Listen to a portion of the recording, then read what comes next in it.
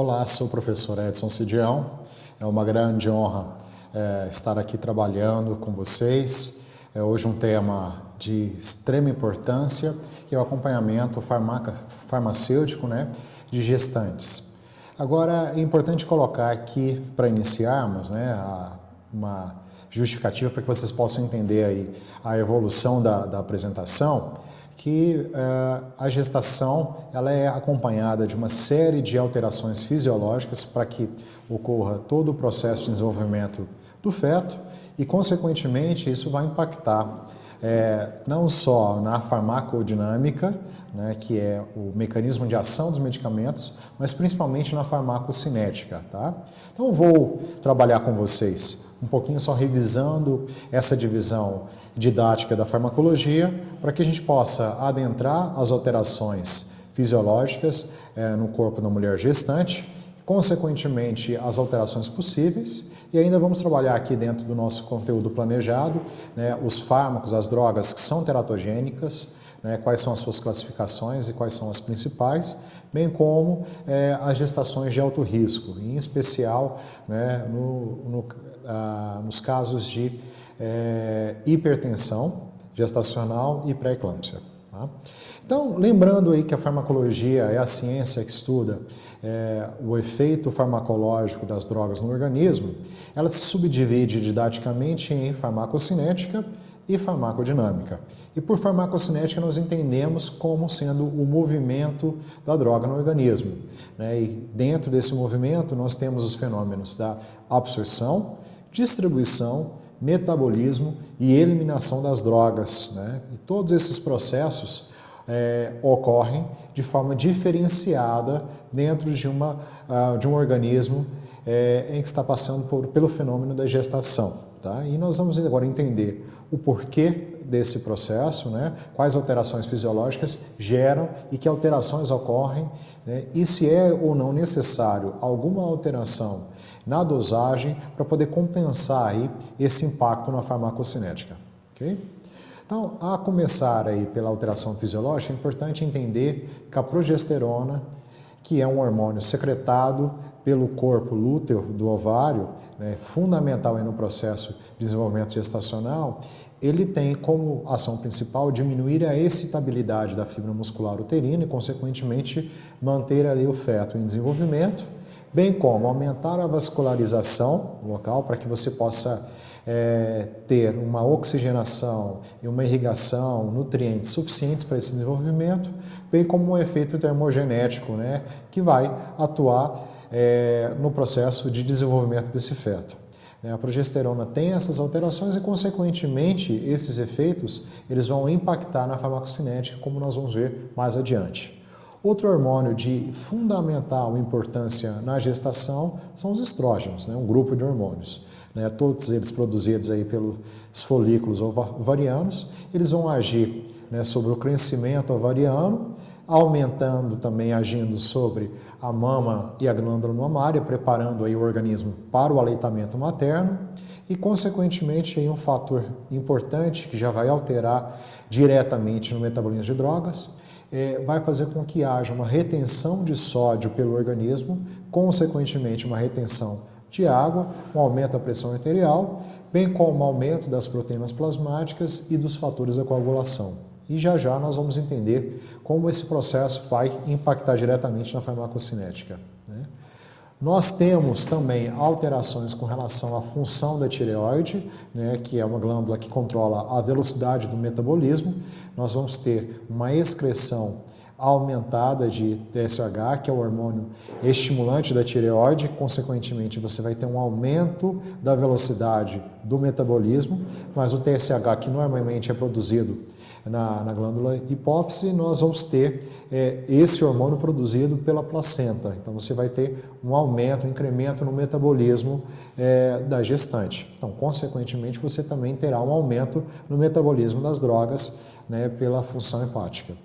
E a hipófise, que tem um aumento do tamanho relacionado aí à gravidez, vai estimular, vai ter um aumento na produção do hormônio luteinizante e do hormônio folículo estimulante, FSH, que estarão em níveis superiores. Ambos para aumentar aí, para adequar, né, o arcabouço, né, de desenvolvimento do feto, que é, né, a placenta e os anexos. Isso tudo é fundamental a ser considerado.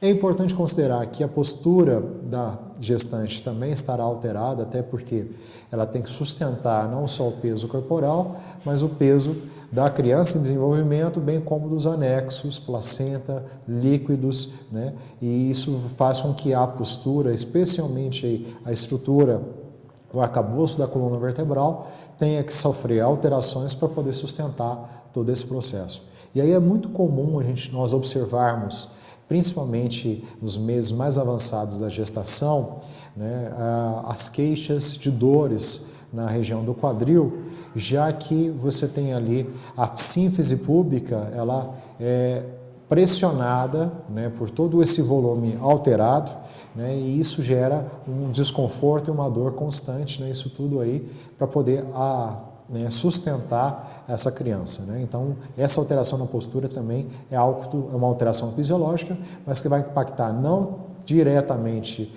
específico na farmacodinâmica, mas é um fato que impacta bastante, especialmente com relação à dor e ao uso de anti-inflamatórios não esteroides.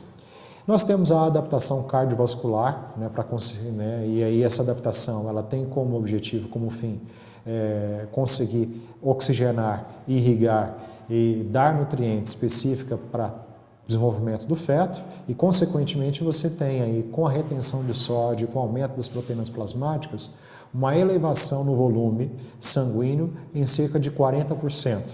Né? Então, você tem não só os tecidos normais da mãe, mas também uma necessidade de irrigação do feto e, consequentemente, essa elevação aí na porcentagem de volume.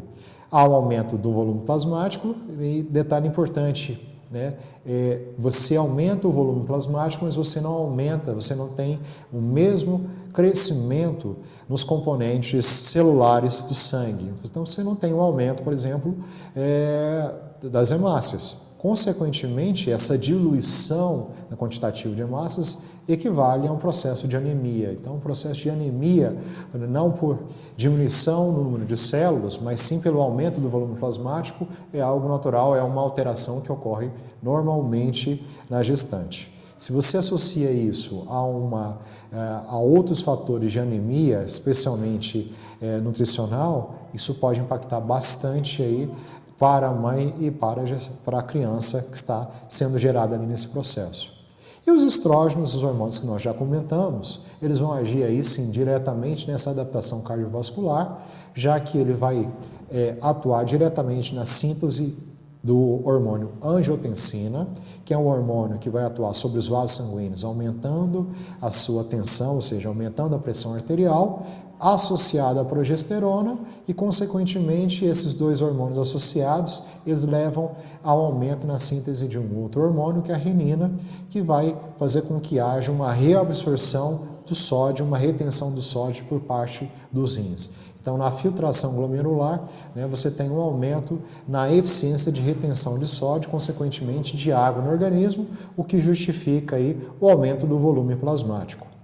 Por outro lado, para que não haja um aumento exagerado da pressão arterial, né, os vasos sanguíneos rapidamente se adaptam a esse aumento na angiotensina 2, nesse aumento desse hormônio, e, consequentemente, você tem a pressão arterial, né, equilibrando mesmo na presença de angiotensina 2. Se caso isso não ocorresse, nós teríamos uma elevação perigosa da pressão arterial, o que poderia vir a provocar aí lesões, acidentes vasculares, né, perigosos, especialmente atingindo o sistema renal ou pulmonar. Então, isso é algo que poderia gerar aí riscos para a vida da mãe. Então, essa adaptação aí ela é fundamental nesse processo. Então, onde é que isso tudo impacta, como nós vimos, né? Nós temos aí, até esse momento, diretamente relacionado à farmacocinética, uma alteração na distribuição dos medicamentos, já que você tem um aumento, né, e uma retenção aí, não só do sódio, mas você pode vir a ter uma retenção de medicamentos na corrente sanguínea, já que você tem essa alteração também no processo de filtração glomerular. A adaptação respiratória, né? E aí ela está linkada diretamente à adaptação, né, na postura, né? O que acontece é que você tem o útero grávido que desloca o diafragma com uma criança ali dentro, diminuindo a capacidade respiratória funcional.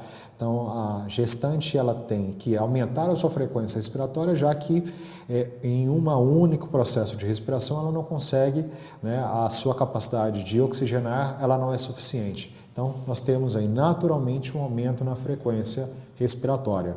E nós temos alterações gastrointestinais, né, que especialmente pelo aumento, na verdade, pela produção de um hormônio chamado gastrina, né, que é produzido pela placenta, e essa gastrina ela vai aumentar a produção de suco gástrico e, consequentemente, vai tornar a acidez estomacal, né, um pouco mais elevada. Então, você tem uma queda no pH estomacal, consequentemente, você tem um aumento da acidez. Olha, isso é fundamental, isso justifica, né, todo o processo de irritação gástrica e de enjoos que se dão principalmente no primeiro trimestre, na verdade até o 4º mês de gravidez, né, nas gestantes. Principalmente se ela já tiver um precedente, né, um histórico clínico de distúrbios gastrointestinais, em especial gastrites. Porque com o aumento dessa acidez, na verdade com a diminuição do pH gástrico e com o aumento da acidez, você tem um aumento na irritação gástrica e que clinicamente se revela como enjoo, né, refluxo, né, e dores, principalmente antes de se alimentar. Então, tudo isso aí é uma alteração fisiológica comum, certo? Os níveis também elevados de progesterona vão diminuir a motilidade gástrica e a absorção alimentar. E isso impacta diretamente na absorção de medicamentos que são administrados por via oral. Então, isso é um fator importante que vai alterar aí na absorção dos medicamentos. Então, de forma geral, resumida, nós vemos, né, que na gestante você vai ter uma alteração na absorção do fármaco, resultante da diminuição da motilidade gástrica, fármacos que possuem pKa abaixo de 7, ou seja, seriam drogas que sejam absorvidas em pH gástrico, terão a sua absorção aumentada, porque o estômago terá maior volume de suco gástrico. Drogas com pKa acima de 7, que são drogas que são absorvidas em pH alcalino, eles têm sua absorção diminuída, então, por esses fatores, né? Então, são pontos importantes aí que precisam ser levados em consideração quando você prescreve ou administra uma droga por via oral para gestantes. Então, isso tudo deve ser levado em consideração, tá, no momento em que se escolhe. É importante considerar aí que para essas situações, se a alteração for muito elevada, você pode levar em consideração a substituição da via de administração oral por outra via de administração em que você não vai ter esse fenômeno impactando na absorção das drogas. Isso é algo importante a ser considerado. As alterações hematológicas, né, consequentemente, com a retenção de sódio e com o aumento das proteínas plasmáticas, você tem um aumento do volume plasmático e aumento dos fatores de coagulação, até para evitar microhemorragias no caso de desenvolvimento, né, da placenta, desenvolvimento do crescimento da gestação, certo? Consequentemente, você tem uma alteração que vai impactar na distribuição de fármacos, né? Lembrando que fármacos, quando já na corrente sanguínea, após a sua absorção, eles serão distribuídos sempre ligados a proteínas plasmáticas, dependendo, é claro, da sua característica físico-química. Você pode ter proteínas plasmáticas que se ligam a drogas ácidas e proteínas que se ligam a drogas básicas. Ambas estarão alteradas em grande quantidade, então o que ocorre na prática é que com essa alteração nesse volume, você tem drogas disponíveis ligadas a proteínas plasmáticas, né? Mas você não terá drogas disponíveis livres para fazer a ação no sítio de ação. Então você também diminui o efeito farmacológico, né? Exatamente por não ter essa droga livre no sítio de ação. Então isso também impacta ao final no resultado farmacológico esperado. Por último, né, falando aí com relação à farmacocinética, a função renal ela estará aumentada, né? Você pode ter aí um aumento do fluxo renal em até 80%. Ou seja, você pode ter uma eliminação da droga pelos rins de maneira mais rápida, exatamente por essa alteração fisiológica. Nós não comentamos aqui, é importante considerar, que o metabolismo também estará alterado, né? Você tem aí uma metabolização enzimática hepática diminuída, consequentemente isso acaba, né, equilibrando o fato da absorção ser diminuída, né, para drogas cujo pKa é absorvido acima de 7, ou seja, pKa alcalino, e a distribuição reduzida, você acaba equilibrando, já que o metabolismo é um pouco mais lento nesse sentido, né? Então acaba tendo esse equilíbrio. Apesar de todo esse processo, a prescrição para gestantes deve se levar em conta todas as alterações fisiológicas e, consequentemente, as alterações farmacocinéticas. É fundamental uma análise, e a atenção farmacêutica ela está preparada para isso, para verificar se a droga ela realmente é necessária. Se for necessária, a dosagem ela está ajustada àquela condição clínica da paciente, considerando a alteração na absorção, na distribuição, no metabolismo e também na eliminação pelos rins, né? Então não é algo tão simples, né, como em outras situações, em pacientes adultos em que não estão nessa condição clínica de gestante. Então isso é fundamental a ser considerado, tá? Então, de forma resumida, essa questão que nós precisamos levar em consideração, e aí nós já partimos para um outro problema que impacta, né, em uma gestante utilizando medicamento, que é a teratogênese. A teratogênese é o fenômeno pelo qual você tem uma má formação no feto provocada por fatores teratogênicos. Entre os fatores mais importantes, nós temos fatores biológicos, em especial alguns vírus e protozoários, né? Destaque para o vírus, para o protozoário Toxoplasma gondii, que é um importante agente teratogênico, bem como a infecção pela rubéola. Nós temos fatores de radiação, fatores químicos, né? E entre os fatores químicos, as drogas ou os medicamentos. Então é importante verificar, né, a real necessidade clínica e verificar se em históricos clínicos essa droga ela tem ou não essa capacidade de teratogênese. Então é importante ter conhecimento da natureza do fármaco administrado, a frequência com que ele vai ser administrado, bem como a sua dosagem, o momento da administração, qual é a fase da gravidez em que ele está sendo utilizado. E aí uma lógica, né? Quanto mais recente for a gravidez, maior será o tempo de uso do medicamento durante a gestação, maior será o impacto teratogênico da droga. Ok? Então isso é um fato importante. Nós temos uma classificação clínica com relação às drogas que são utilizadas de forma internacional e também aplicada pela Anvisa, que eu vou apresentar logo a pouco. Então fica bem interessante, bem fácil, né, termos essa informação a respeito de cada uma das drogas, a respeito da sua classificação e da sua capacidade de gerar teratogênese.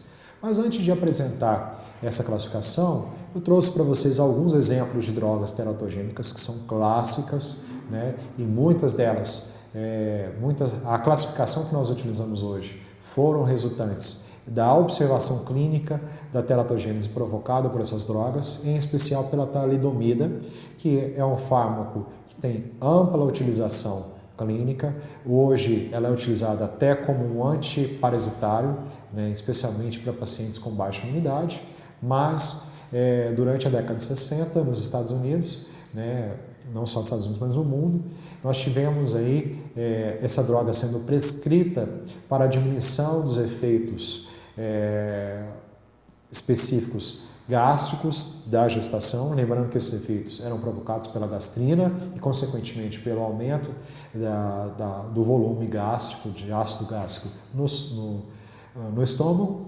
Então, para diminuir um pouco esse enjoo, foi utilizada a talidomida, mas uma droga que não se sabia na época, né, pelo seu isômero óptico, um isômero óptico provocava o efeito esperado clínico e o outro provocava a malformação, e uma droga que infelizmente provocou 100% de malformações nas crianças geradas em gestantes que fizeram uso dessa droga durante a sua gestação. A má formação nesse caso específico foi a não formação dos membros superiores e inferiores.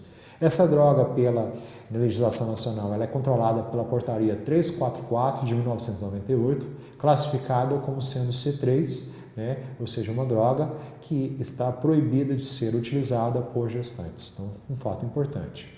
Outra droga que tem um aspecto teratogênico são os derivados retinoides, né? O mais comum é o ácido retinóico, né? Que são drogas derivadas da vitamina A, utilizadas para a aceleração da diferenciação epidérmica, então, ou seja, é uma droga de uso estético, importante uso estético, né, mas é muito utilizada especificamente para a descamação da pele, a aceleração da descamação da pele, tratamento, né, de doenças dermatológicas. Ela também é controlada pela Portaria 344 de 98, sendo classificada ali como C2, ou seja, uma droga que também não pode ser utilizada durante a gestação. E nesse caso específico, caso seja uma mulher em idade fértil ao utilizar essa droga, ela deve assinar um termo de compromisso de que ela foi esclarecida pelo prescritor sobre os riscos, né, dessa droga e que ela sabe, né, ela assina um termo de compromisso que ela não, durante o tratamento e até 6 meses pós findar o tratamento, ela não vai engravidar. Então, isso é um fato importante a ser considerado. Nós temos os fármacos citotóxicos, em especial os antibióticos, e aí dentro dessa classificação nós temos os antibióticos citotóxicos utilizados em tratamentos quimioterápicos antineoplásicos, né? As drogas que são classificadas farmacologicamente como agentes alquilantes ou antimetabólicos, né? O exemplo aí é o metotrexato, que é uma droga que vai gerar aborto, né? Uma droga citotóxica, e metais pesados podem estar presentes aí contaminando drogas e alimentos, né? Também resultam de distúrbios, especialmente do sistema nervoso no feto, tá? Drogas anticonvulsivantes para o tratamento de epilepsia, né, e algumas em especial são teratogênicas, como a fenitoína, que está linkada a chances de gerar lábios leporinos, o valproato, especialmente o valproato de sódio, que geram defeitos na formação do sistema nervoso, do tubo neural, e a carbamazepina, né, que está linkada aí à má formação da uretra masculina, né? Então são já drogas que já são conhecidas pelo seu histórico clínico dentro desse processo. E a varfarina, que é um anticoagulante, né, o seu uso no primeiro trimestre está relacionado à hipoplasia nasal, né, e várias anormalidades do sistema nervoso central que são provocadas aí por aumento nas microhemorragias, né, intrauterinas. Ok? Então, isso é um fato importante. O outro fato considerado é que a varfarina ela pode favorecer no momento da gestação, né, durante o parto, microhemorragias intracranianas, especialmente no parto normal, já que você vai ter um aumento da pressão, né, para que a criança possa passar ali, né, e dar no processo de gestação. Então, isso é um fato importante a ser considerado. Tá? Antes, claro, de passar, anticoagulantes de forma geral precisam ser acompanhados durante a gestação, exatamente porque todos eles apresentam esse risco, e aí eu incluo dentro desse processo o ácido acetil salicílico. Tá? Como eu comentei anteriormente, né, a classificação da teratogênese, que é utilizada inclusive pela Anvisa e internacionalmente, você tem a categoria A, onde você tem drogas, onde você não tem estudos clínicos que demonstram riscos, e à medida que você vai ampliando essas categorias, o risco vai aumentando. Então, você vai da categoria A até a categoria D, onde o risco vai se aumentando. A categoria A é aquela que não apresentou em estudos clínicos humanos riscos de teratogênese. A B são aquelas que você tem riscos indicados em estudos animais, né? Mas não em estudos humanos, então é preciso ter cautela. A categoria C, aquelas que podem exercer efeitos teratogênicos, porque isso se apresentou em estudos animais, mas não há estudos controlados disponíveis em humanos. E a categoria D, aquela que você tem alto risco, porque nós já tivemos estudos clínicos, relatos de casos que apresentaram esses danos de risco de vida ou até mesmo de aborto, né, através de estudos. E a categoria X, que essa é o extrema, em que estudos animais ou em humanos demonstraram alterações fetais de alto risco, né, e que de forma alguma os riscos superam os benefícios. Então, nesse caso, diferente da categoria D, na categoria D, os benefícios eles precisam ser avaliados e o prescritor precisa avaliar esse alto risco. Caso não haja nenhuma outra oportunidade, nenhuma outra droga que possa vir a ser substituída, já no risco X, de forma alguma, essa droga ela é tão perigosa que em nenhuma oportunidade o risco supera o possível benefício. Ok? Então, de forma geral, para nós finalizarmos esse processo de prescrição, as orientações gerais que nós temos na atenção farmacêutica é que quanto mais cedo o pré-natal ocorrer, melhor é para a garantia de uma gestação saudável, incluindo aquelas gestações que necessitarem do uso de medicamentos durante todo o processo. Quando se diz pré-natal, significa realmente antes de ocorrer, né, a fecundação. Tá? Então, todo esse planejamento ele é fundamental.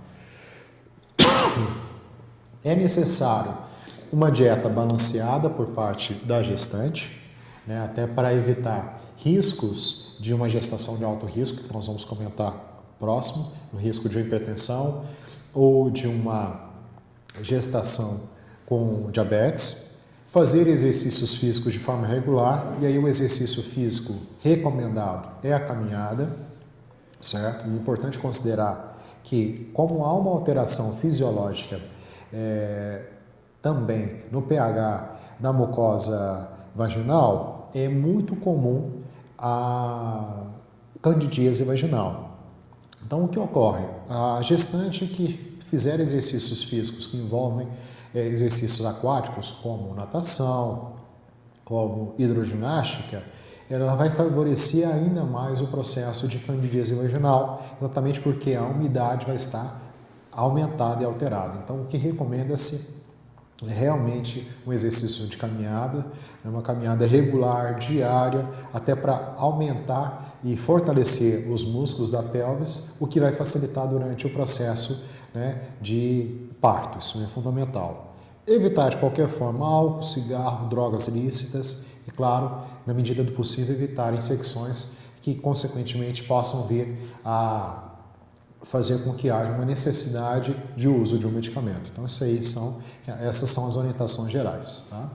Para finalizar a nossa aula, né, e aí esse conteúdo, ele por si só, tamanha a sua importância, necessitaria de um outro tempo, de uma outra, né, aula, um outro momento, mas é importante considerar que em gravidez de alto risco, que necessitam de medicamentos, né, especialmente no caso da diabetes gestacional e na hipertensão, não é qualquer medicamento que possa ser utilizado e esse tratamento ele tem que ser acompanhado aí durante todo o processo. Tá? Então, só para você ter uma ideia, na hipertensão na gravidez, os diuréticos eles podem ser mantidos, mas os medicamentos inibidores da enzima conversora de angiotensina, que são classificados como IECA, eles devem ser evitados, assim como os bloqueadores de angiotensina 2, que são drogas que podem vir a alterar, né, e provocar riscos durante a gestação. Um dos medicamentos extremamente utilizados por ser seguro durante a gravidez é a metildopa, né, mas todo esse processo, a mãe que é hipertensa, né, durante a sua gestação, ela precisa ser acompanhada aí nesse processo e toda a sua medicação para a hipertensão ela precisa ser substituída para ter uma gravidez tranquila. Tá? Um outro estado de risco que nós precisamos considerar é o estado de pré-eclâmpsia, que é definido como uma associação da hipertensão arterial, né, que pode ser prévia ou não, certo? Associada a uma proteinúria, que é um aumento, na verdade, que é uma eliminação de proteínas pela urina, edema ou ambos, né? Então, isso é um detalhe importante. Na pré-eclâmpsia, o que você observa é que a pressão arterial está alterada e a função renal também, porque não é comum você eliminar proteínas, né, pela urina. Isso significa que o processo de filtração glomerular estará alterado e, consequentemente, você estará acompanhado de uma perca na função renal. Então, isso é um fato importante.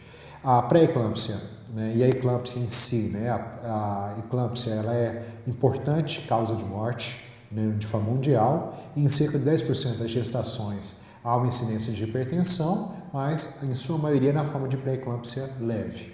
Nesses casos, além do tratamento medicamentoso que nós vamos comentar, é fundamental o repouso da paciente, certo? E os principais casos de pré-eclâmpsia e eclâmpsia ocorrem aí no final da gestação, entre o 8º e 9º mês. Então, são fatos importantes que levam à morte não só da mãe, mas também da criança a ser gerada. Nessas situações, é importante, né, que as drogas sugeridas é a própria metildopa, que é um medicamento antihipertensivo, é a droga de escolha por ser a mais segura, mas se utiliza também beta-bloqueadores, em especial atenolol e metoprolol, são mais utilizados no final da gestação. Os inibidores da IECA, na mesma situação, com a mesma lógica que nós utilizamos, não podem ser utilizados para pacientes com hipertensão, gestantes, aqui também não, exatamente pelo risco de provocar anormalidades fetais, o aborto, e os diuréticos são recomendados, né, isso no caso da hipertensão crônica, né, antes da gestação, mas eles não são recomendados para o tratamento de pré-eclâmpsia, certo? E por último, a hidralazina, que é um vasodilatador, ele é clinicamente já reconhecido como sendo uma droga segura e eficaz, especialmente no caso de pré-eclâmpsia. Sempre drogas utilizadas com repouso, em especial absoluto, da mãe e da gestante dentro desse processo. Em algumas situações será necessário até a internação da paciente para garantir que ela possa ter aí, né, um final de gestação seguro, não só para ela, mas para a criança, ok? Estou aberto aí a dúvidas, espero ter contribuído com o crescimento de vocês, né? Além, é claro, do grupo que está acompanhando aqui ao vivo, eu deixo para vocês o meu contato, que no início da apresentação eu apresentei, meu e-mail é cidião@gmail.com, vou ter uma imensa honra de responder a dúvida de vocês. Fora isso, né, nós temos dentro do projeto Telesaúde, né, disponível aí para qualquer dúvida que vocês tenham, nas teleconsultas, a respeito não só desse assunto, mas qualquer dúvida linkado aí à farmácia e à atenção farmacêutica, né? E espero aí estar com vocês em outras oportunidades. Peço a vocês que coloquem sugestões de novos temas que tenham interesse clínico aí na participação, podem me encaminhar também por e-mail e espero aí, né, encontrar em breve vocês em uma outra oportunidade. Agradeço finalmente não só a vocês, mas a instituição que permitiu que eu estivesse, através do projeto de extensão, né, abraçou a Faculdade de Estácio Social de Goiás, juntamente com o projeto Telesaúde, né, uma parceria, acho, de muito sucesso, e agradeço a vocês por essa oportunidade. Um grande abraço a todos.